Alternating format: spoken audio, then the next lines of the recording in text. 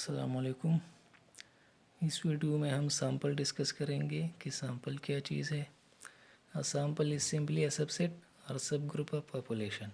Sample population کا سب set یا سب group ہوتا ہے۔ The concept of sample arises from the inability of the researchers to test all the individuals in a given population۔ بعض اوقات researchers کے لیے پوری پاپولیشن کو اسٹڈی کرنا مشکل ہوتا ہے، تو وہ اپنی آسانی کے لیے پاپولیشن سے سیمپل سلیکٹ کرتے ہیں۔ فار ایگزامپل، ایک فروٹ منڈی میں ایک زمیندار 500 کارٹن سیب لے کے آتے ہیں بیچنے کے لیے، تو جو خریدار ہوتا ہے وہ اس پوری 500 کارٹن کے لاٹ کو نہیں چیک کر رہا ہوتا، بلکہ وہ 7-8 کارٹن چیک کر لیتے ہیں۔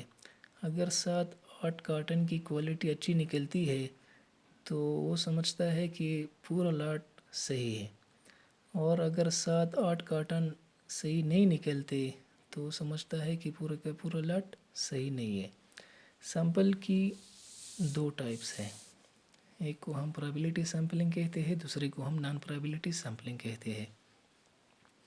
Any sampling procedure wherein each element in the population has a known probability of being included in the sample is called probability sampling۔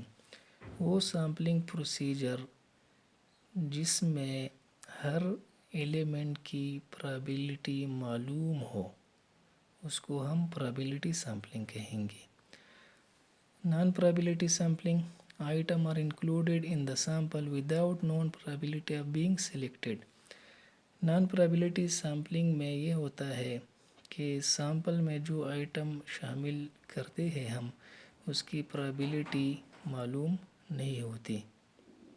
پرابیلٹی sampling کا مثال جس طرح ہم نے کہا کہ منڈی میں جب ہم 500 کارٹن سے 7-8 کارٹن سلیکٹ کرتے ہیں تو ہم رینڈملی سلیکٹ کرتے ہیں، یعنی وہ اس طرح نہیں ہوتا کہ ہم نے پہلے سے جو ہے وہ نشان لگائے ہوتے ہیں کہ ہم نے انہی کارٹن کو سلیکٹ کرنا ہے، بلکہ اس 500 کارٹن میں ہم کسی کو بھی سلیکٹ کر سکتے ہیں۔